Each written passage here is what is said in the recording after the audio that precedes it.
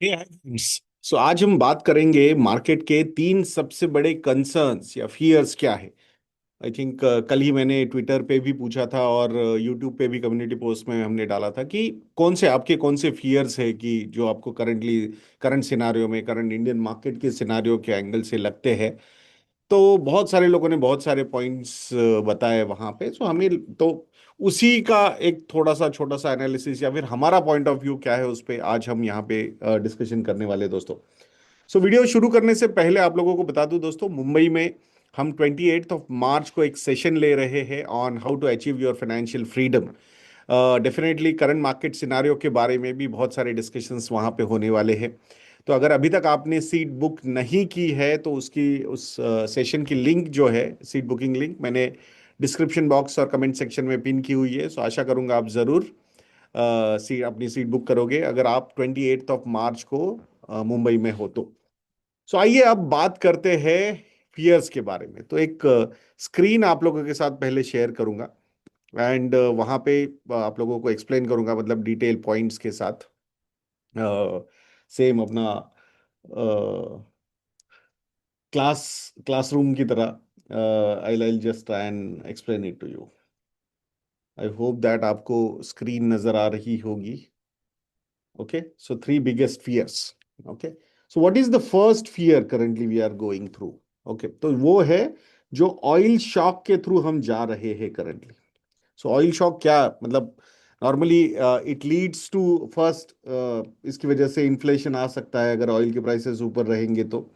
Then रुपी depreciation भी इसका एक इम्पैक्ट हो सकता है एंड अर्निंग्स भी इसकी वजह से इम्पैक्ट हो सकती है। तो उसी को आज थोड़ा सा डिटेल में समझने की कोशिश हम यहाँ पे करने वाले हैं, दोस्तों। सो क्रूड ऑयल की अगर हम यहाँ पे बात करते हैं, सो इंडिया जो है ऑलमोस्ट 80% ऑयल की रिक्वायरमेंट जो है इंडिया की, वो इंपोर्ट से फुलफिल होती है। सो 80% ऑफ और oil consumption is through imports. Okay, और ये ही वो चीज है जो 40% प्लस से बड़ी है। 40% प्लस मतलब $70 पर बैरल पे ये प्राइसेस होते थे और अभी $101 पर बैरल तक ये ऊपर जा चुके हैं। तो 40% प्लस यहाँ पे जो है प्राइस राइज क्रूड में हुई है। सो ऑब्वियसली आई थिंक उसी का इम्पैक्ट जो है वो कहीं ना कहीं ओवरऑल इकोनॉमी पे होगा ही होगा। क्यों हो रहा है? वेस्ट एशिया में जो कॉन्फ्लिक्ट चल रहा है, ईरान यूएस या फिर ईरान इसराइल का जो वॉर चल रहा है, उसकी वजह से स्ट्रेट ऑफ हॉर्मज जो है वो वहां पे ब्लॉक किया गया है and that is the main reason why the oil prices are up. So अब ये पर्टिकुलर चीज थोड़ी सी डेफिनेटली डेंजरस है। तो ये डेंजरस क्यों है इसको थोड़ा सा समझते हैं यहाँ पे। क्योंकि अगर क्रूड ऑयल के प्राइसेस ऊपर रहते हैं तो इसका इम्पैक्ट सीधा सीधा हो सकता है कि इन्फ्लेशन हमारा यहाँ पे ऊपर रहेगा। तो ये एक रिस्क है।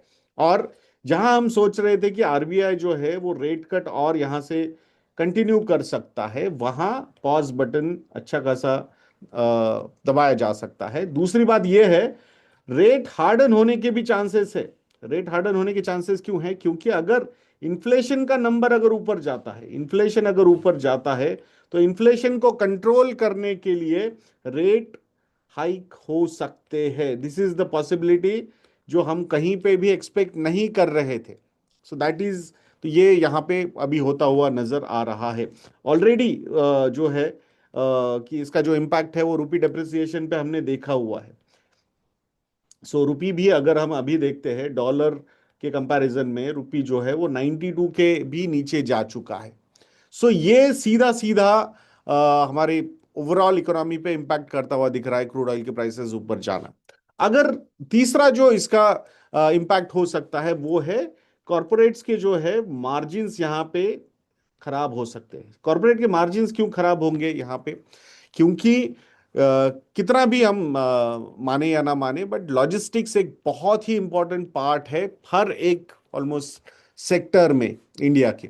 तो वहां अगर कहीं ना कहीं क्रूड ऑयल के प्राइसेस ऊपर जाना, उसकी वजह से पेट्रोल डीजल के प्राइसेस ऊपर जाना या कुकिंग गैस के प्राइसेस ऊपर जाना, ये इम्पैक्ट मार सकता है ओवरऑल कॉर्पोरेट मार्जिन्स पे भी। ऊपर से अगर इंटरेस्ट रेट ऊपर चले जाते हैं तो वो भी मार्जिन्स को नीचे लेके आ सकता है। क्यों? बिकॉज इंटरेस्ट कॉस्ट अगर कंपनीज की बढ़ जाएगी, उस केस में मार्जिन्स जो है डेफिनेटली वहां पे डाउन हो सकते हैं। तो ये सारी चीजें जो है ना एक दूसरे से लिंक्ड है।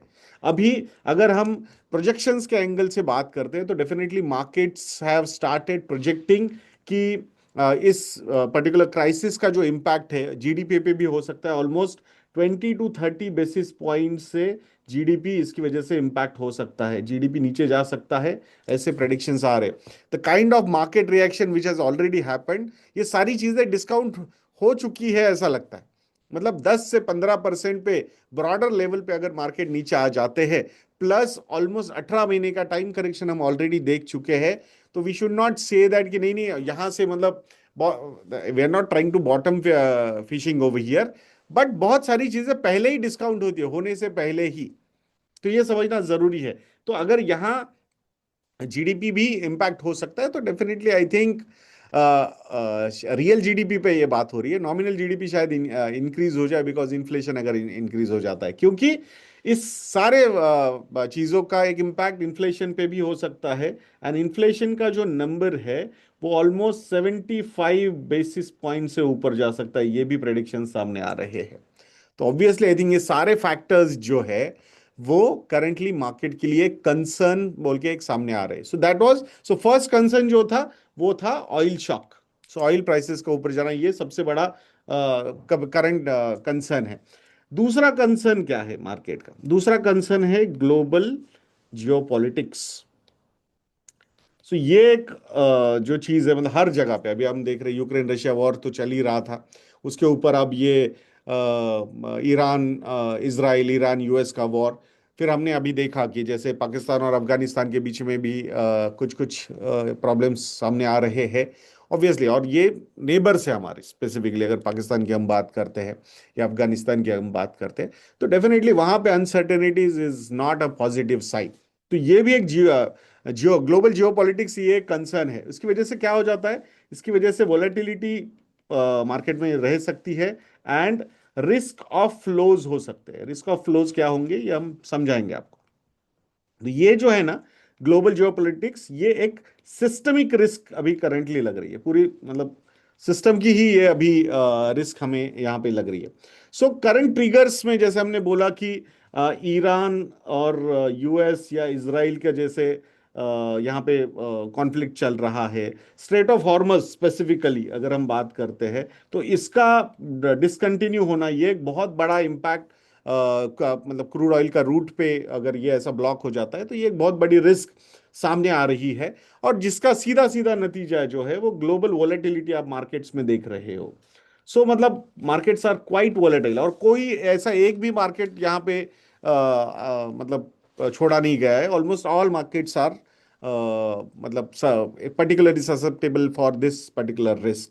सो ऑयल शॉक तो हमने पहले ही देख लिया यहाँ पे होता हुआ, और उसका सीधा सीधा जो इम्पैक्ट है वो सप्लाई चेन डिसरप्शन पे हो रहा है। सो सप्लाई चेन डिसरप्शंस मतलब स्ट्रेट ऑफ हॉर्मज की अगर हम सीधी सीधी बात यहाँ पे करते हैं, सो दैट गॉट डिसरप्टेड। और ग्लोबल इंटरेस्ट रेट की भी अगर हम यहाँ पे बात करते हैं, सो जहाँ इंटरेस्ट इन्फ्लेशन ऊपर जाने का, अगर क्रूड ऑयल के प्राइसेस आप देख रहे होंगे कि गैसोलीन वगैरह प्राइसेस ऑलरेडी बहुत शूट अप हो चुके हैं, यूएस हो या यूरोप हो, तो डेफिनेटली इन्फ्लेशन वापस आने का रिस्क बहुत ज्यादा है। सो ग्लोबल इंटरेस्ट रेट्स फिर से एक बार ऊपर जाने की चांसेस है। और यहाँ भले ही सेंट्रल बैंक्स इमीडिएटली एक्शन ना ले, बट अगर उनके यील्ड्स की बात हम करते हैं, so they have started inching up. So इसी ये एक रीजन ये। तो नॉर्मली ये जब होता है तो रिस्क ऑफ फ्लोज जो होते हैं, रिस्क ऑफ फ्लोज मतलब जो स्पेसिफिकली इमर्जिंग मार्केट्स में जो इन्वेस्टमेंट्स होते हैं वहां से फॉरेन इंस्टीट्यूशनल इन्वेस्टर्स जो है वो पैसा पुल करना शुरू कर देते हैं, एफआईआई स्टार्ट पुलिंग। और हमने ऑलरेडी देख लिया है in the month of March 2026 60,000 crore plus outflows जो है वो एफआईआईज के इंडियन मार्केट से हमने ऑलरेडी देख लिए हैं। सो ये सीधा सीधा ये फैक्टर हमें प्ले आउट होता हुआ नजर आ रहा है। सो मतलब ग्लोबल ऑयल स्पाइक ने सीधा यहाँ पे इक्विटी सेल ऑफ और वैलेटिलिटी को ट्रिगर किया है। सो ऑलरेडी मतलब हम जहां पे देख रहे हैं कि जीडीपी ग्रोथ के नंबर्स डाउनग्रेड होना, ये सारी चीजें सीधी सीधी होती हुई हम देख रहे हैं यहाँ पे। सो एक्सपोर्ट सेक्टर का भी अभी जैसे हम यहाँ पे जो बात कर रहे हैं, तो जब स्ट्रेट ऑफ हॉर्मज में ये एक ब्लॉक लग गया, इट्स नॉट ओनली अबाउट कि हम यहाँ से सिर्फ ऑयल ही ला रहे थे, वहां से बहुत सारी चीजें इंडिया से भी जा रही थी, हम एक्सपोर्ट भी कर रहे थे। So that particular thing has also थोड़ा सा निगेटिवली प्ले हो रही है।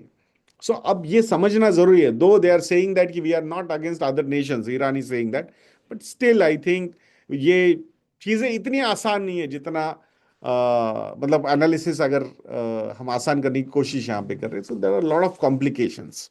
ठीक है, so this was the second reason. So global geopolitics was the second biggest fear currently we are going through. Then what is the third biggest fear? That is valuations. So valuations plus earnings reality gap. So सब बोल रहे हैं ना कि भाई FIIs कब आएंगे, FIIs कब आएंगे। सो आई थिंक एफआईआईज आएंगे ही तभी जब हमारे अर्निंग्स इंप्रूव होने शुरू होंगे।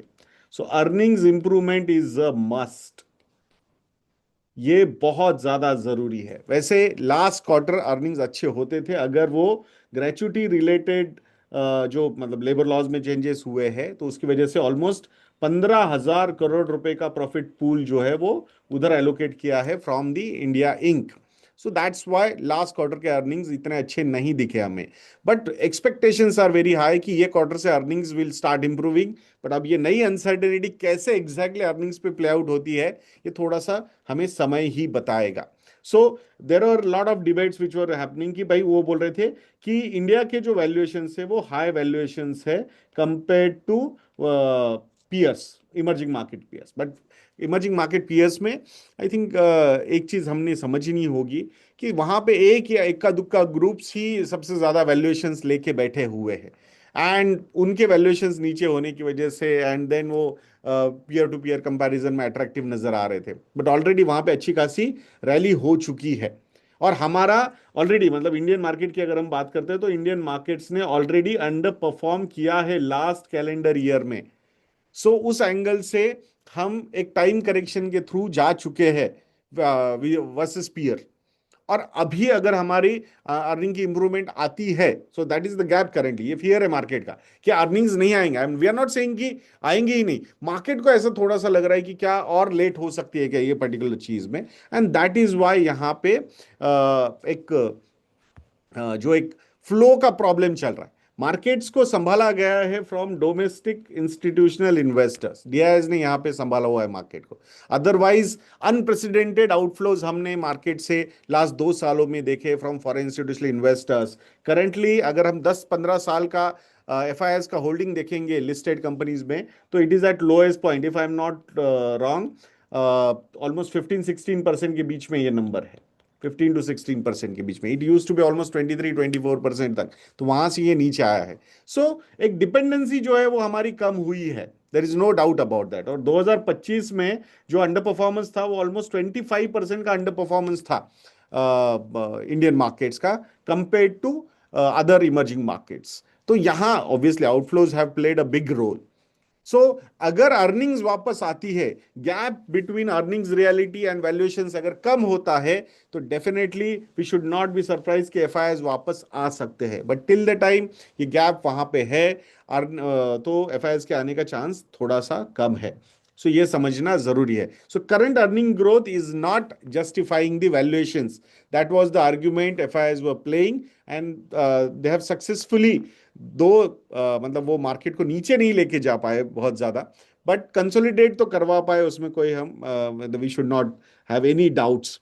ठीक है, सो अगर यहां से डोमेस्टिक इंस्टीट्यूशनल इन्वेस्टर्स की तरफ से यानी कि म्यूचुअल फंड के फ्लोज अगर कहीं पे स्लो हो जाते हैं, म्यूचुअल फंड फ्लोज अगर स्लो होते हैं, तो then there is a problem in the market. So क्योंकि लिक्विडिटी स्लो होना ये सीधा करेक्शन का एक इन्विटेशन हो सकता है, क्योंकि FIIs are not in a mood to buy. Though when we are having discussions with the fund managers, they are looking comfortable at current valuations compared to what we were in late 2024. So उस angle से these are positive things. And अभी जिस तरीके से mutual funds के SIPs का flow है, उसके कंपैरिजन में बिकॉज मार्केट में सेंटिमेंट निगेटिव है, तो आईपीओ के बहुत सारे प्लान्स जो है ना वो पोस्टपोन होते हुए नजर आ रहे हैं। सो ऑब्वियसली जो इंक्रीमेंटल पैसा आएगा मार्केट में, चांसेस आर दैट कि ये पैसा सेकेंडरी मार्केट में ही इन्वेस्ट होगा। सो मतलब वहां पे IPOs will not have any much share. तो सेकेंडरी मार्केट में अगर आता है सो देन ये एक पॉजिटिव चीज हो सकती है। बट स्ट्रांगली फीलिंग कि जब तक अर्निंग्स ग्रोथ ना आए ना तब तक आई थिंक मार्केट का वैल्यूएशन ज्यादा ऊपर जाना सही नहीं रहेगा, बिकॉज अपफ्रंटिंग ऑफ रिटर्न जो होती है ना, that is a problem, we have seen that. So बहुत सारे डिस्कशंस ये भी हो सकते हैं कि 2023 और 2024 ये जो कैलेंडर ईयर थे, इन दोनों कैलेंडर ईयर में थोड़ा सा अपफ्रंटिंग ऑफ रिटर्न मार्केट ने दिया था। अगर आप उस वक्त के mid cap and small cap के पी रेशियोज देखोगे इंडेक्स के, तो 45-50 के बीच में ये पी रेशियोज थे, जो अभी 25 to 30 के बीच में नजर आ रहे हैं। ट्रेडिशनल अगर हम लॉन्ग टर्म एवरेजेस के एंगल से देखेंगे तो they are still at higher level, but हमने लॉन्ग टर्म में इतना स्ट्रॉन्ग कैश फ्लोज या इतने स्ट्रॉन्ग डीआई फ्लोज हमने देखे नहीं थे, and that's why markets are enjoying little bit of premium compared to their long term averages। तो ये समझना यहां पे जरूरी है। सो लिक्विडिटी ड्रिवन रैली ना हो, अर्निंग्स ड्रिवन रैली हो, तो ये सही रहेगा हमारे लिए, ये समझना बहुत ज्यादा जरूरी है।